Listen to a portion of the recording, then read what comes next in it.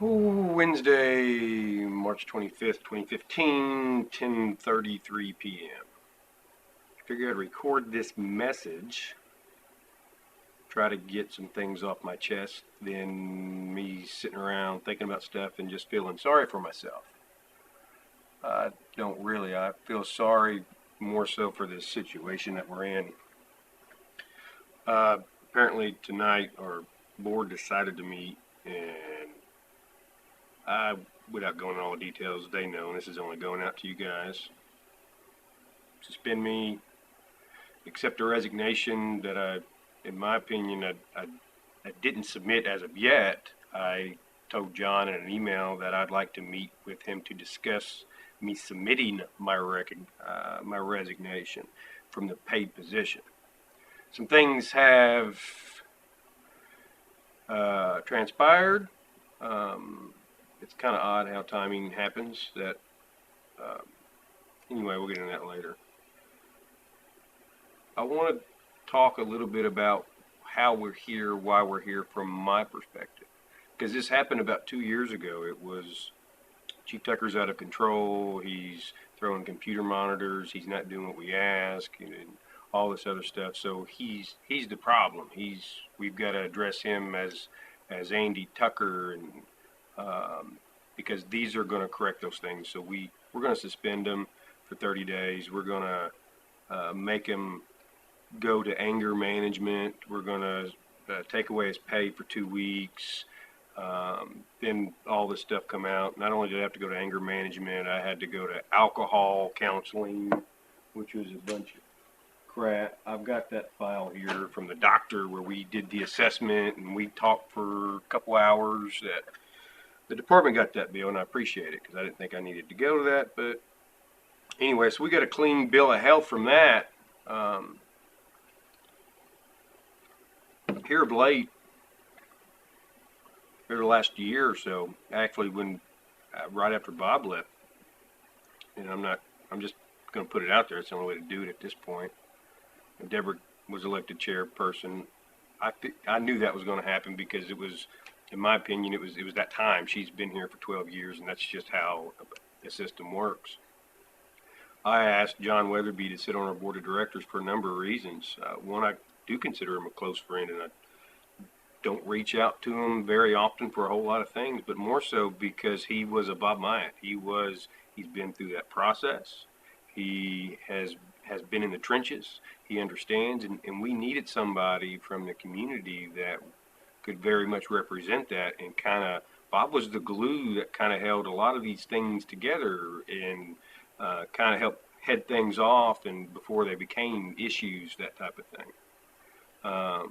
Was a couple of reasons, but more so, John had an understanding of what it means for us to be out there in the field where it counts, because it doesn't count in here. It doesn't count when the chief is sitting behind a desk doing the paperwork or financials or writing grants. That is nothing in comparison to what we actually do. That has to be done in order for us to effectively run a business. I get that. Some of the staff members get that, because we can't do what we do out there without the back work being done. What's happened over the years, realistically, is things have evolved into what they are today, and that was my fault, primarily. I came in and sent an email to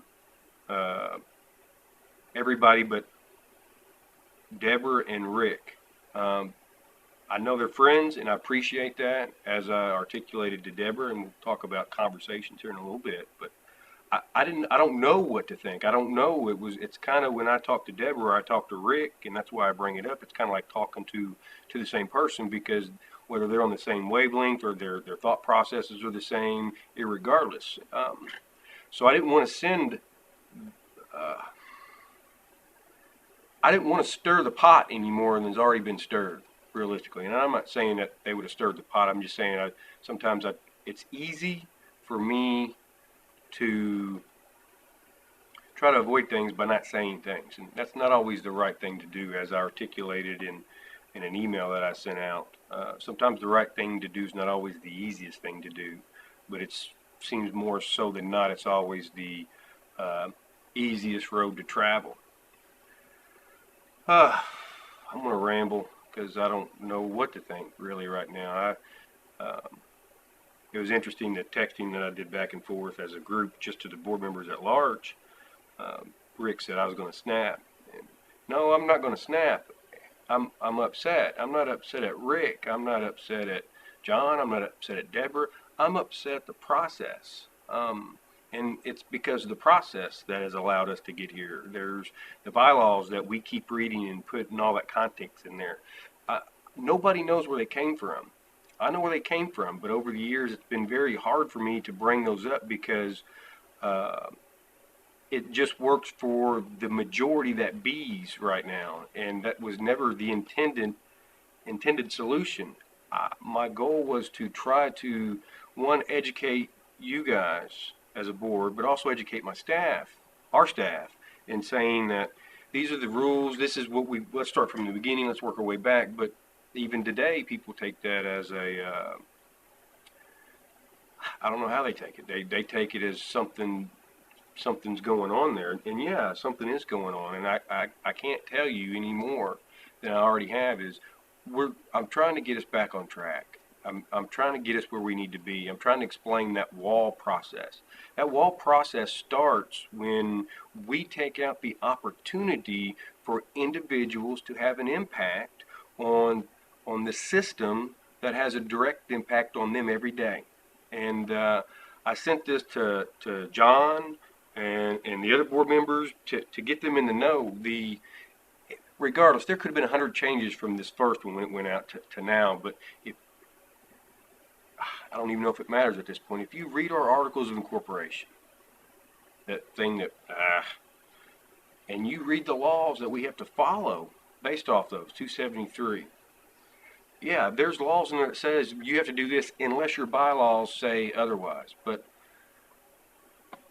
the thing I want to show you, and by the way, feel free to take a look at some of these files that I've got because they're accessible. Tonight, I told John, I thought you guys were meeting here. I wasn't going to be here to give you guys that opportunity, but I left tons and tons of stuff out in the meeting room so you guys would have the ability to be there for you if you wanted to inspect it. Thought process being, I don't want you guys to have that thought that I've got all the keys and I'm holding everything. No, the system has allowed that thought process. Because we don't have a system. Our filing system is this, and our secretary is that, and this is where it goes, and there's a system in place. Most people have access to the server, administration. These are all the files that I keep, nonprofit stuff, and everything's kind of somewhat organized. So we'll go up to bylaws. Bylaws and SOGs. I've got tons of this stuff, and I've had an opportunity to research best practices and what other departments do and why they do. And I'm not saying we do that. I'm saying we research that. We learn from others' mistakes. Oh, what is it? Rescue Squad. Rescue Squad bylaws.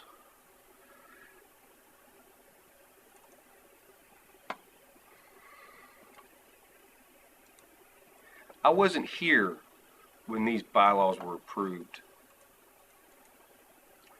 These bylaws they started drafting these in 1998 before I was even here, because in 1998 in the past there were some major issues with the members on the department not being professional, not doing what they need to be doing, with training, with a lot of things. And the judge stepped in and talked to Chris Allen, because Chris Allen and the judge was good friends, obviously, the weatherman, and they worked out a deal. And feel free to reach out to Mr. Allen to get things back on track. Also, Ronnie Pearson was the EM director. He helped facilitate some of this from the best of my knowledge that was told to me second, third hand, however you want to go with it. What I do know is there was a set of bylaws that was drafted, and there was a lot of back and forth, because I've got a book.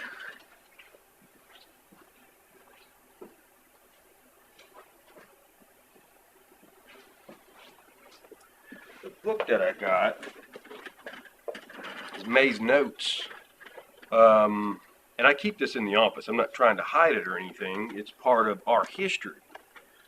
We so forget about from time to time. So from the many back and forths working with Chris Allen and 2 or 3, 4 others, they finally come up to a conclusion, and they had a document that they can go forth, but also have the opportunity to have the citizens from the community have a buy-in to Warren County Rescue and help kind of monitor, make sure everything is on the level. The first year, one thing I want you to know, obviously this is not my handwriting. This was accepted December 15th to meet the requirements of the judge. The original apparently was removed from May Birch's drawer of some sort when they was drafting it, or whatever the case. I don't know what happened there. I wasn't here for that. That's all I know is what was read right there. Pay attention, because this is kind of important. This is an opportunity to break down the walls. I'm not going to get into all that. I'll email them if you want to read them all. Adopted 98. Obviously, here's the signature page. It's not signed, so it's not relevant. You can't throw these on the table and say, this is what we're using, blah, blah, blah. But I just want you to follow me for a minute, because it is important, even if it's not the right document. If you go down to page 8, a lot of this terminology, what you read, they went through at the time KRS 273, and they took what was in 273 and they tried to apply it as much as they could within this document, and being within everything's kosher. Since then, we've changed that, and I'll tell you how that got changed, because I was a part of that. Deborah was a part of that in 2002. We go down to, this is basically, you've seen all this stuff, what we do, what we don't do, that type of stuff. Membership criteria, meetings. All right, so page 8 is Board of Directors. The organization of the Board of Directors shall be for year 1999. 1999 is when this started. Shall consist of 7 members, 4 of which were appointed by Warren County Judge Executive, the remaining 3 of which were elected from within the squad. Now you have to understand that at the time, the squad members and the powers that be had an opportunity to come to the table and say, hey, you're not doing what you need to be doing. Either we're going to write you off, or we're not going to let you use Warren County's name, whatever the case, or you can come to the table and we can compromise. And this was the compromise. The judge had the opportunity in 1999. Feel free to send him this link and make sure I'm saying this correct, because I'm going second, third hand. I didn't get into this until the second year that this started. So in 1999, the 7 members, the judge had, or the 4 members from the community, the judge had an opportunity to select. Those members are articulated right here. The first to serve a 4-year term was Bob Mike. That's why he was here for 4 years. The second term was for 3 years, Chris Allen. The third term was for 2 years, Craig Pay. And to serve 1-year term was Tim Myers. So that's how the 4 years, that's how board members got to be on our board for 4 years. But the next year, beginning year 2000, directors shall be elected by the members of the rescue squad. So that's an important statement, because this is where they get an opportunity to buy in, to have a sense of ownership, to have, I respect you because I put you there. The everyday approach, the way that we do business, I wouldn't say, I'm thinking democratic, that ain't right. Democracy, all that good stuff. Anyway, you get what I'm saying. They have, the individual members have a direct opportunity to have some say at the community level. The elections of the board of directors shall be at the annual meeting by secret ballot, with only 3 members coming from the squad, and 4 will be citizens of the community at large. Now the process then was basically anybody can be nominated. There's a nomination section in there which you can look at, so the members knew that they can bring a name to the department at that meeting and say, hey, I've got somebody or whatever, and this is who I want to nominate. They're not kin to me, and they're a Joe Q citizen, and so forth. But then at that time, the members get an opportunity to elect, whether members bring 4 names in, 5 names in, 10 names in, it didn't matter. The general membership got an opportunity to have an input and an opportunity to be involved in those decision-making abilities, right, wrong, or indifferent. And I'm not a firm believer in elections. I've already told that to some. Sometimes people, depending on the type of clientele we have here or staffing we have here, might not make the best decisions for themselves. And that was exactly the case when everybody come to the table and enacted this.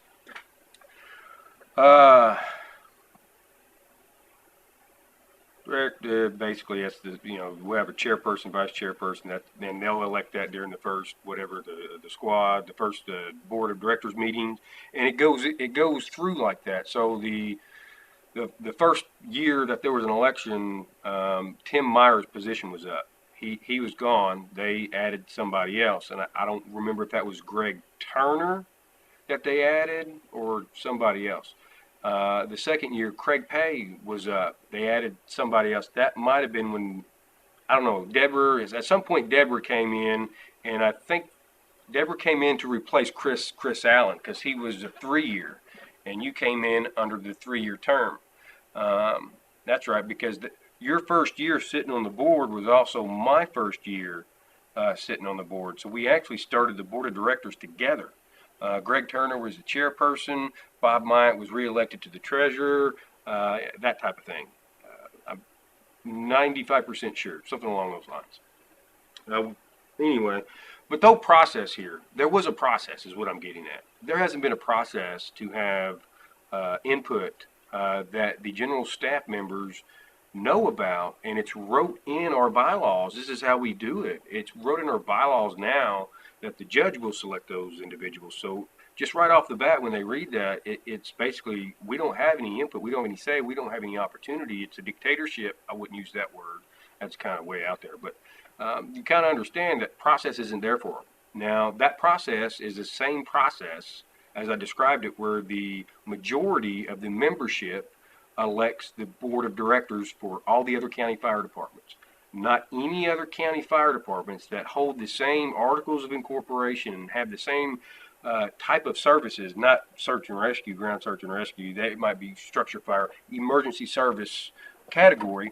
All their other board of directors process is that way. They are nominated at the annual meeting, or elections are at the annual meeting, and people just bring in names and they get an opportunity to contribute. That's basically it. But they get an opportunity for that process. And I think that is a factor. I know it is a factor because I've heard those things before. And to a certain degree, when people say that I'm elected by the judge or I'm put on here by the judge, I do take offense to it. I don't say anything about it because it doesn't fix anything, but I just wish people would understand the true value in some of the things that they articulate, which we'll talk about perception later on. And that's probably the big thing that got us into this, perception. But there's that.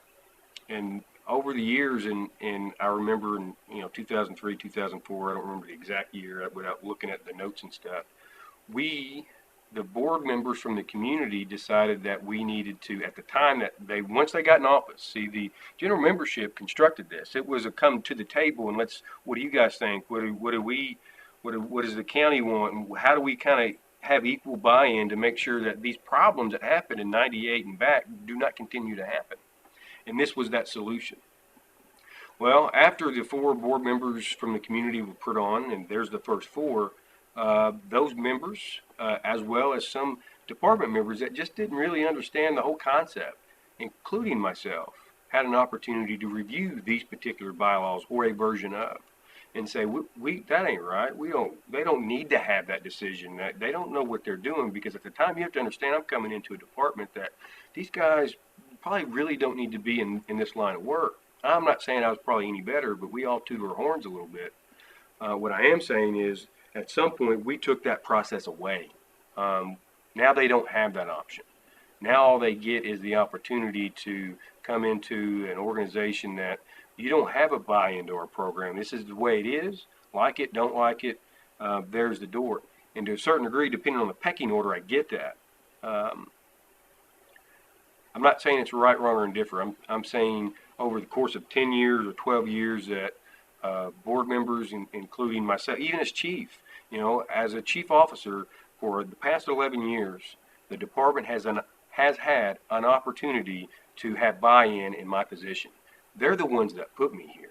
Not Andy's just gonna because whoever else wants me here, but that's why we have that relationship, because they know they put me here, or one of the reasons why we have that relationship. They don't have that relationship with you. You guys start from outsiders as soon as you come in, because there is no process. Whether it be they know that anybody can take a name up to the judge and submit it for recommendations. They don't even know that that process exists because it's not even in our bylaws. They just know we got 4 members that come from somewhere. That's it.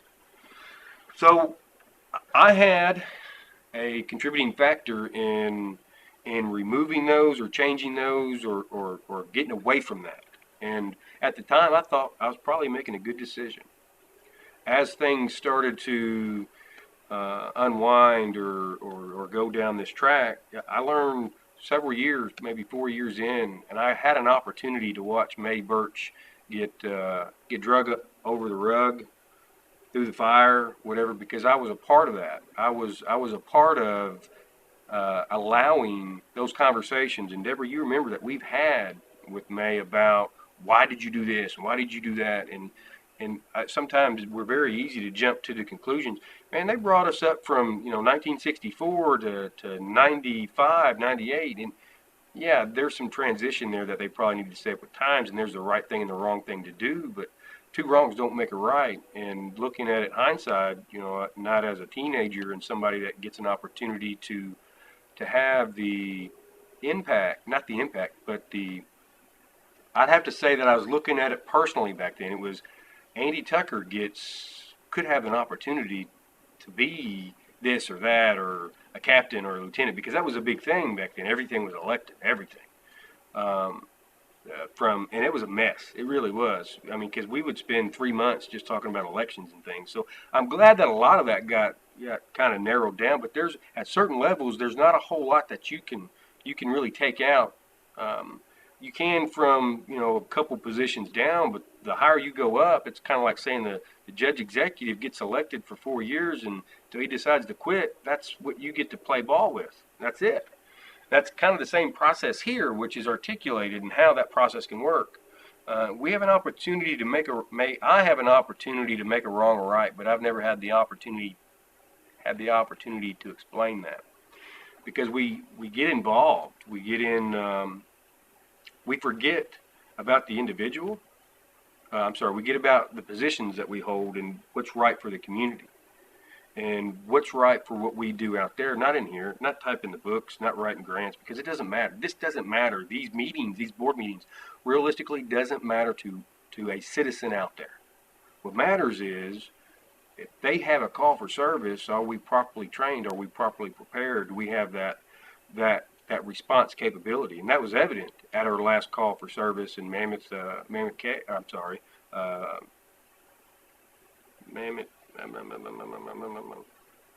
national park up the street. It's 11 o'clock. I need to talk or I'm going to my head's going to just keep running and running and running. So you have to just indulge me for this one opportunity. We have something great here that we've had an opportunity to build up, and I have more invested in this than anything. I don't mean to say this like that, man, that's sad. If Warren County Rescue's all he's got, between Warren County Rescue and Kaylee, that's it. That is all I've got. It's not all I care about. Because I had an opportunity to change this from the beginning, from where it was nothing, and build it up to what it is. And I do take everything personally. Maybe I don't know business way. You shouldn't take it personal. You cannot take it personal. The amount of dedication that I've got here. And I don't want you guys to be misconstrued. I work 24 hours. I've probably been saying that wrong. I meant to say there's 24 hours in a day. If I only work 8 hours out of that day, well, the rest of the hours of the day I'm doing something else, but it's not related to the rescue. So let me rephrase that if that helps. What can I get done in 8 hours? I'm going to give you an opportunity to I'm going to share with you how my weeks unfold. Don't watch it. At least I get an opportunity to say it. Probably the best thing that could happen for both of us. I don't get interrupted, and you don't feel like you need to. That's where we're at. We need to get back to an opportunity if we want to break this wall down. That the membership has an opportunity at some level. I don't care what level that is, to have buy-in from top down, because for the most part, 51% of the members, unless you guys say they can't, 51% of the members could come in and say, we want to change the bylaws. They can post it for 14 days. Because members, and a nonprofit corporation, they have rights too.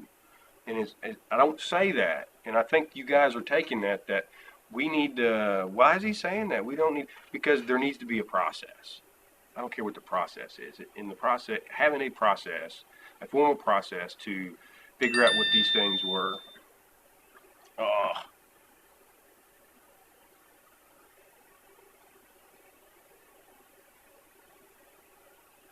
Community representatives just did a major disservice to Warren County and other surrounding counties. I don't want to hear that shit.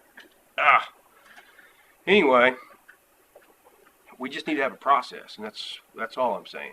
We can't even get to that level without, we don't need to. Have you guys really, and this is, you don't have to answer this, have you guys actually read KRS chapter 273? There's not a whole lot there, but I mean, there's a good start. If you want to have a direct impact to the community, have a direct impact to our staff so they can support the community. Not the way it's running, not what happened tonight. What happened tonight was wrong on every level. There was no process at all. It was Deborah Williams calling a secret meeting, and I knew that way beforehand. And I thought I was going to do the right thing tonight and give you guys an opportunity. I thought you was going to meet here. I was going to make sure I was gone, but also make sure that I had all those documents that we had talked about laid out in boxes. I had 7 or 8 boxes. You know, I'm not trying to hold everything. I don't want to run everything. I want to help coordinate and help make things right, because it's not right now. And what happened tonight is, and you know it's not right. That's not right. It might be right for Deborah Williams. That might be that process. It might be right for Rick Bruce. It might be right for Rebecca Robbins after that phone call that we had the other night, which we'll get to in a minute. Because I feel like I need to have an opportunity to explain, which I didn't get tonight. I didn't get that process. There was no process, which is the horseshit part. That's the part we got to fix. I'm okay with rules. I'll follow the rules and I'll do what I need to do, but you need to tell me these rules, and there needs to be a buy-in. There needs to be the people that you impact. You can't set up a set of bylaws from 4 members that the department as a whole didn't get an opportunity to have an input in those 4 members, and you're going to write a set of bylaws. I'm not saying it's happening now. I'm saying you're not going to have them write a set of bylaws that because they got 4 members that's because they're all buddies or however you want to articulate it, get an opportunity to pass. We get back to that dictatorship. And I don't like using that word because that's an ugly word. But where's their buy-in? Where do they feel comfortable in doing their job? Well, it don't matter. That's how it is. That's how it's going to be. The dust is going to settle on everything that we built for 11 years, 12 years, 15 years is all for nothing. For nothing. And that, I think, if anything that I've learned over the years, we're more adults about this. What's happened is we've taken hits to our personal egos, and we've taken out the positions, and we've put the individual. It's not chairperson, it's Deborah Williams. It's not chief, it's Andy Tucker. It's not Rick, or whatever position Rick is. I've tried to educate over the years, and you might not think that. And I'm open to opportunities to elaborate or to expand on. I met with Rick the other day, and he was talking about that big guy sat in the corner, crossed his arms. Rick, how long you been here? He's been here like 8 years or something like that. You mean Jeff Davis? You don't know his name? Now, I'm the worst to be talking about that. I don't remember names neither, and I totally have brain farts, and that could be it. But there's some general stuff that, just talking about board members and the length that we've been here, they should know basic stuff. Not everything. I get that. They don't have to know the specs on our trucks or things like that, but if you're going to make decisions, make an educated and informed decision, which obviously did not happen tonight. It was, I don't know, it was all personal, without a doubt. all personal. I'll talk about that because there's a lot of things I want to discuss about that when we move on. I'm just trying to do the right thing here, guys. I know you probably think that I'm devious or something's going on here, but I appreciate the things that Deborah said the past year or so, and her ability to try to steer me in the right direction. We don't want you working 24 hours a day, and don't think that I don't recognize when those comments come out of people's mouth, because I do. It doesn't frustrate. The part that frustrates me, and where we probably have a communications breakdown, is I never said I work 24 hours a day. I said there's only 24 hours in a day, and I'm only one person, and which can be the perception and the way that it was said could be very much you're working 24 hours a day. No, that's not the case.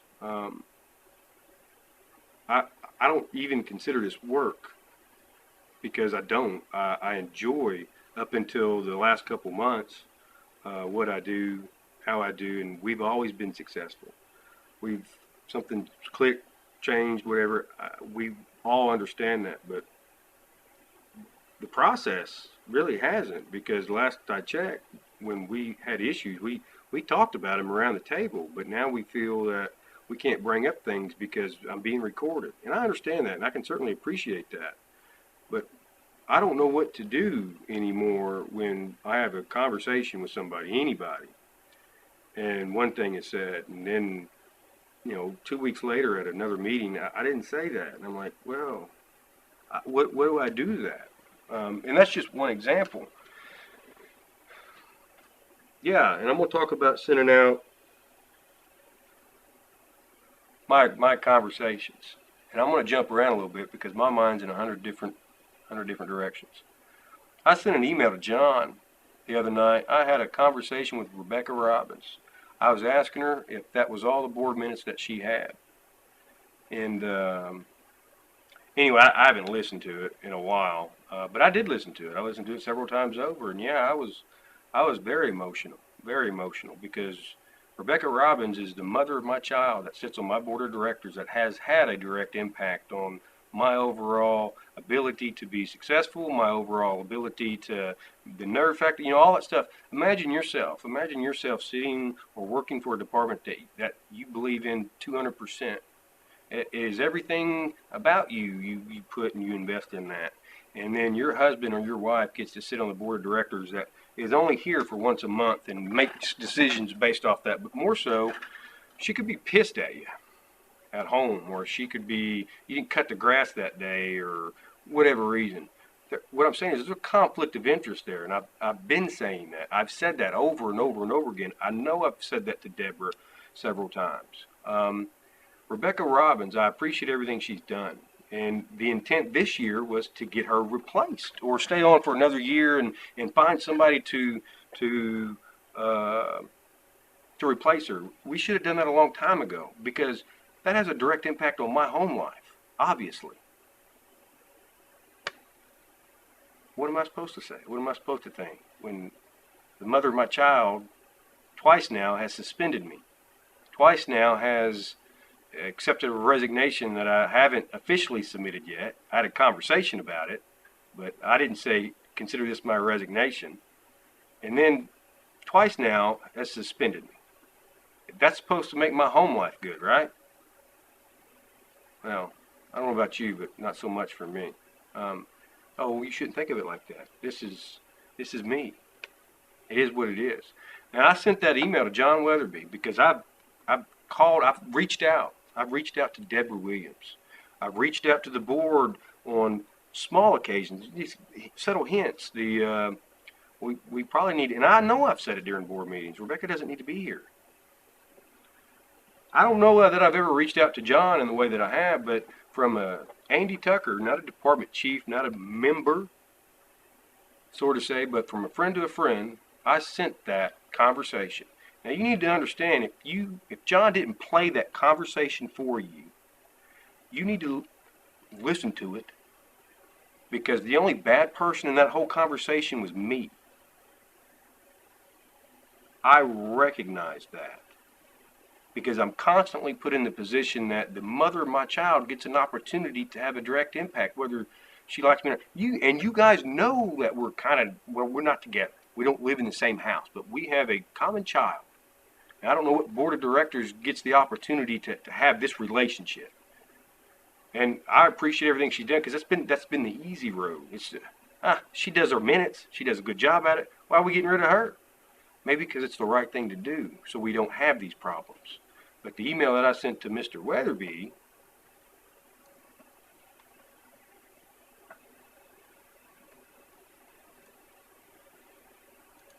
one email account.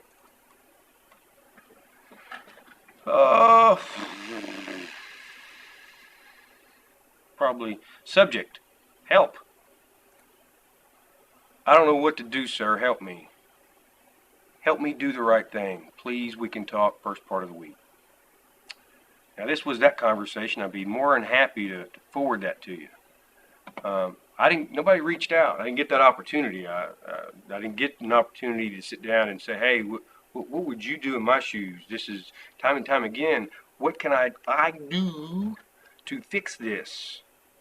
Because I've already reached out multiple times, and nothing that I'm saying is doing it. Yeah, that has an impact on me every day, emotionally, physically, all that stuff. She's the mother of my child.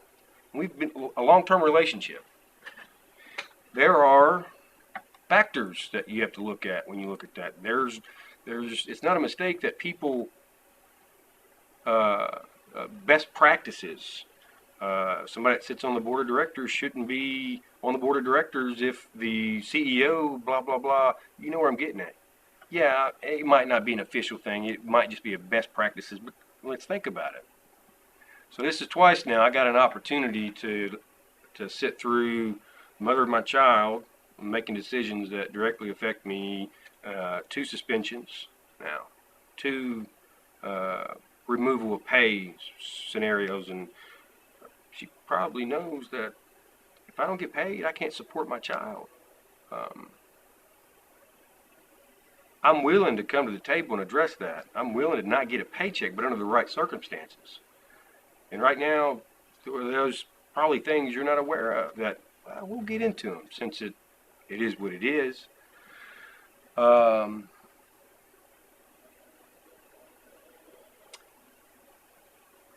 don't think there's a pause button on here.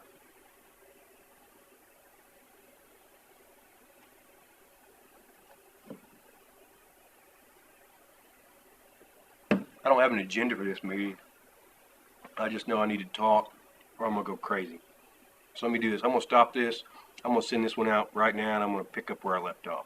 I'm going to be up all night. Yeah, head's running 1,000 miles a minute.